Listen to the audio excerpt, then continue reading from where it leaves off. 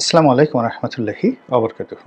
সম্মানিত দর্শক, ঢাকাতে জাতীয় পার্টির অফিস ভাঙচুর, অগ্নিসংযোগ এবং একই সঙ্গে বাংলাদেশের বিভিন্ন জেলাতে জাতীয় পার্টির অফিস ভাঙচুরের ঘটনায় রংপুর রীতিমতো ফুঁসে উঠেছে।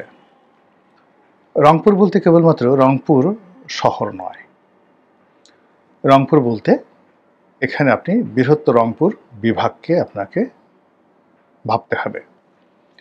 এবং এটা কোনো চারটিখানি বিষয় নয়, তার প্রমাণ সেই 1991 সনের যে নির্বাচন, সেই নির্বাচনে জাতীয় পার্টি প্রমাণ করে দিয়েছে। রাজনীতিতে নির্বাচনে আঞ্চলিকতা একটা বিশাল বিষয়। এটা আমরা যারা রাজনীতি করি বা করে আসছি, ইলেকশন যারা করেছি, জয়লাভ যারা করেছি, তারা হাড়ে হাড়ে এটা টের পাই। একটা গ্রামের মানুষ নির্বাচনী এলাকায় অন্য গ্রামের মতো না। আপনি কোনো একটা গ্রামে গিয়ে ওই গ্রামের একজন সম্মানিত মানুষকে যদি সম্মান না করেন, আপনি যত প্রভাবশালী হন না কেন, আপনি ভোট পাবেন না। রাজনৈতিক দলগুলো যখন প্রতিযোগিতা হয়, যদি ওইভাবে প্রার্থী সিলেকশন করতে না পারে, তাহলে তাদের ভরাডুবি হয়। যেমন ধরুন, আমাদের এলাকাতে দুটো উপজেলা রয়েছে, গলাচিপা, দশমিনা। দশমিনা ছোট উপজেলা, গলাচিপা বড় উপজেলা। তো সেক্ষেত্রে আসলে গলাচিপা থেকে এমপি প্রার্থী দিতে হবে। দশমিনা থেকে এমপি প্রার্থী দিলে গলাচিপার লোকজন ইনসাল্ট ফিল করে। তো সেক্ষেত্রে দেখা গেল আওয়ামী লীগ গলাচিপা থেকে প্রার্থী দিল, বিএনপি দশমিনা থেকে প্রার্থী দিল। বিএনপির অনেক লোক রাগ হয়ে গলাচিপার প্রার্থীকে ভোট দিবে যারা গলাচিপায় বসবাস করে। এটা হলো আঞ্চলিকতা। আবার যেমন চরাঞ্চল, আমাদের গলাচিপাতে যে চরের কতগুলো ইউনিয়ন রয়েছে, চরাঞ্চল। তো এই দুটো ইউনিয়নের যারা লোকজন, তাদের যে কোনো একটা লোককে যদি আপনি, তারা চর থেকে ধরেন শহরে আসছে, তাদেরকে আপনি অপমান করলেন, পুরো চর বিক্ষুব্ধ হয়ে ওঠে। সেক্ষেত্রে এমপি সাহেব যদি পরবর্তীতে চরে যান, চরের লোক তাকে ঘেরাও করে ধরে, মারধর থেকে শুরু করে এমন কোনো কর্ম নাই, ঢাল সরকি নিয়ে তারা লাফিয়ে পড়ে। এই যে আঞ্চলিকতা, এই আঞ্চলিকতা বুঝতে হবে। এই যে ব্রাহ্মণবাড়িয়াতে যে মাঝে মধ্যে ঝগড়াঝাটি হয় কেন, আপনি দেখেন এই যে রুমিন ফারহানা, তার একজন প্রতিদ্বন্দ্বী, তিনি তার প্রতিদ্বন্দ্বী নন। মানে রুমিন ফারহানা একটা আসনের এমপি প্রার্থী, আর তার প্রতিদ্বন্দ্বী বিএনপির অন্য একজন প্রার্থী আর একটি আসনের প্রার্থী। এখন ডিলিমিটেশন, সেই যে নির্বাচনী এলাকা নতুন করে পুনর্গঠন হচ্ছে। তো একটা ইউনিয়ন, এটা নিয়ে এখন কোন ভাগে যাবে? হয়তো রুমিনের পক্ষে দিকে ছিল, রুমিনের আসনের দিকে ছিল, এটা কেটে তার প্রতিপক্ষের দিকে নিয়ে যাওয়া হয়েছে, অথবা প্রতিপক্ষের ওখানে ছিল, রুমিনের দিকে নিয়ে আসা হয়েছে, আমি জানি না এক্স্যাক্টলি। কিন্তু দেখুন, এই একটা ইউনিয়ন নিয়ে এলাকার সেন্টিমেন্ট, জাতীয় সংসদ নির্বাচনে সেন্টিমেন্ট কোন পর্যায়ে যে নির্বাচন কমিশনে গিয়ে সেটা লঙ্কাকাণ্ডর মতো একটা মারামারি ঘটে গেল। এবং এই ঘটনা যদি এলাকায় হয়, সেটা আরও অনেক বেশি হয়। তাই ধরুন, এটা কিন্তু জাতীয় সংসদ নির্বাচন, উপজেলাতে কিন্তু এটা সমস্যার হয় না। যেমন ধরুন বাঞ্ছারাম উপজেলা, তো বাঞ্ছারাম উপজেলার একটি প্রত্যন্ত গ্রাম, তো সেটা উপজেলাতে ওই গ্রাম ইউনিয়ন পরিষদ নির্বাচন, উপজেলা নির্বাচন, ওই গ্রাম বাঞ্ছারামের সঙ্গেই আছে বা গলাচিপার সঙ্গে আছে। কিন্তু জাতীয় সংসদ নির্বাচনে দেখা গেল সেই গ্রামটি সংযুক্ত আছে পাশের আরেকটি নির্বাচনী এলাকার সঙ্গে। হঠাৎ করে সেটা আপনি কেটে দিলেন, এতে কিন্তু হবে না। এটার অনেকগুলো হিসাব রয়েছে। তো এরকম যেমন একটা ঘটনা রয়েছে, তার সঙ্গে সঙ্গে জেলা ওয়ারি একটা ইজম রয়েছে, বিভাগ ওয়ারি একটা ইজম রয়েছে। আপনি বিক্রমপুরের মানুষকে খোঁচা দিতে পারবেন না। কুমিল্লাকে নিয়ে যে যখন শেখ হাসিনা কুমিল্লাতে কু বলে ফেললেন, যে কুমিল্লার কু, সেখানে আওয়ামী লীগের অনেক লোক শেখ হাসিনার বিরুদ্ধে দাঁড়িয়ে গেল। তারা মানে যে কুমিল্লা বিভাগ হবে না, কুমিল্লাতে কু আছে, কুমিল্লার নাম পাল্টে দেওয়া হবে, মেঘনা দেওয়া হবে, এরকম একটা নাম দেওয়া হবে, এটা কিন্তু এলাকাবাসী মেনে নেয়নি। শেখ হাসিনা পারেননি একটা জেলাকে নিয়ে। বিভাগ তো সেখানে অনেক অনেক বিষয়। আওয়ামী লীগের যে রাজনীতি, সেই আওয়ামী লীগের রাজনীতি গোপালগঞ্জ কেন্দ্রিক একটা জেলা। বিএনপির রাজনীতি দুটো জেলা, বগুড়া এবং ফেনী। শহীদ প্রেসিডেন্ট জিয়াউর রহমান এলাকা বগুড়া, আর ফেনী হলো বেগম জিয়ার এলাকা, দুটো জেলা। এর বাইরে অন্য কোনো রাজনৈতিক দলের এরকম ভোট ব্যাংক কিন্তু নেই। কিন্তু এরশাদ যে কাজটি করেছেন, তিনি পুরো একটা বিভাগকে আলাদা করে ফেলেছেন। রংপুর বিভাগকে আলাদা করে ফেলেছেন, যেখানে সব মিলিয়ে 31-32টি ডাইরেক্ট সিট রয়েছে।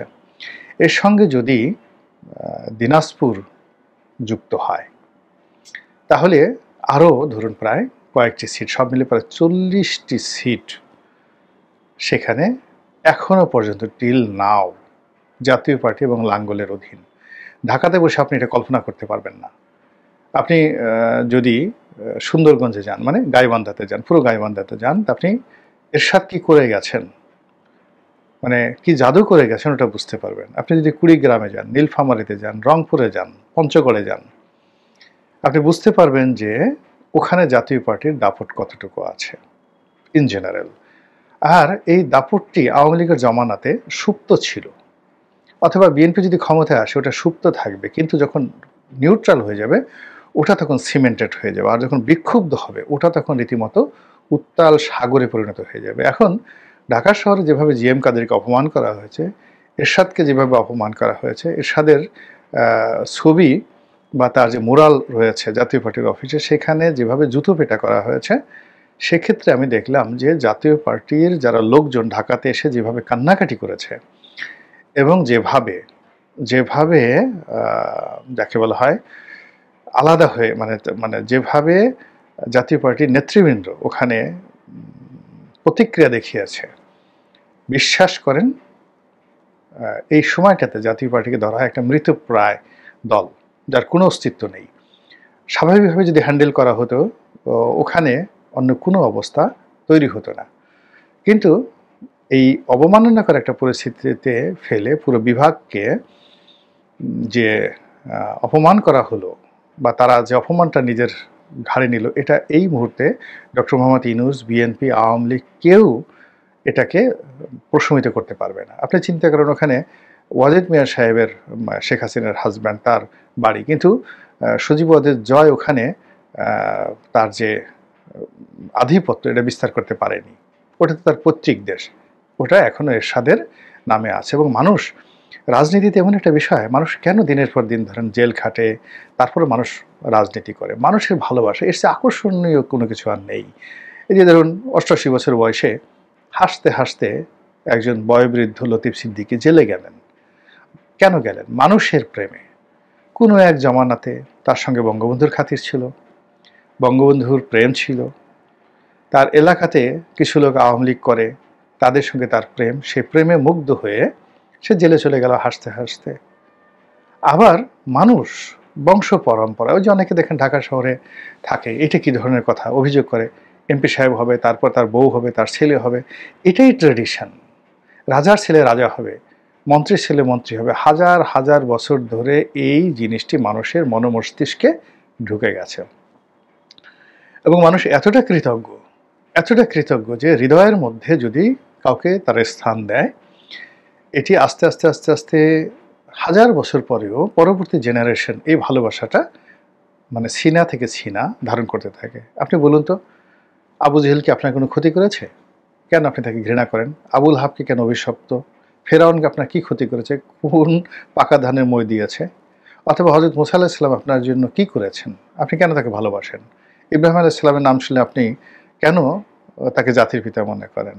হযরত ইসমাঈল আলাইহিস সালাম, মুহাম্মদ রাসূলুল্লাহ সাল্লাল্লাহু আলাইহি ওয়াসাল্লাম, তাদেরকে এত ভালোবাসেন কেন? এর কারণ হলো আপনি যে জেনারেশনটা আছেন সেই জেনারেশন ধীরে ধীরে অতীতে নিয়ে যান, গিয়ে দেখেন যে আপনার পূর্বপুরুষ যাদেরকে ভালোবাসতেন আর যাদেরকে ঘৃণা করতেন, ওই জিনিসগুলো আপনার মধ্যে সেটা চলে এসেছে।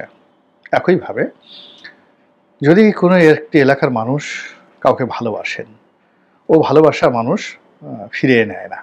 মানুষ খুবই কৃতজ্ঞ। যারা রাজনীতি করেন তারা এই জিনিসগুলো বুঝেন যে মানুষগুলো আমার বিরোধিতা করছে, তারা দীর্ঘদিন ধরে আমার বিরোধিতা করতে থাকবে কোনো কারণ ছাড়া। আমি ভালো কিছু করলে তারা আমার গালাগালি করবে।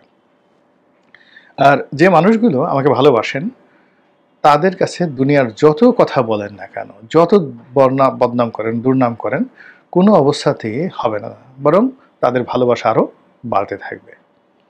আপনি যত কথা বলেন, এটা হলো বিউটি অফ পলিটিক্স।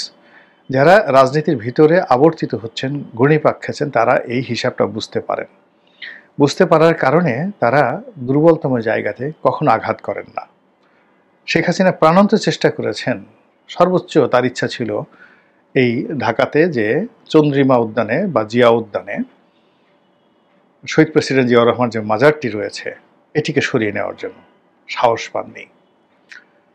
বঙ্গবন্ধুর মাজারকে সরিয়ে নেওয়ার জন্য বা বঙ্গবন্ধুকে খাটো করার জন্য সবাই চেষ্টা করেছে, সব আমলে হয়নি। এটা এরকম একটা প্রাকৃতিক শক্তি। এই প্রাকৃতিক শক্তির কারণে গোকার সাপ দেখলে যেমন আপনার ভয় লাগে, হরিণ দেখলে যেমন আপনার ভালোবাসা আসে, বাঘ দেখলে যেমন আপনার ভয় লাগে, আতঙ্ক, আপনার সম্মানও করেন, ওরে বাবা বাঘ মামা, মানে বাঘকে মামা ডাকেনি চিড়িয়াখানাতে গিয়ে, এরকম কোনো মানুষ নেই শৈশবে ও বাঘ মামা ডাকে। তো এই যে আকর্ষণ, মানুষের একটা সহজাত প্রবৃত্তি, এটা এই রাজনীতিতে আছে।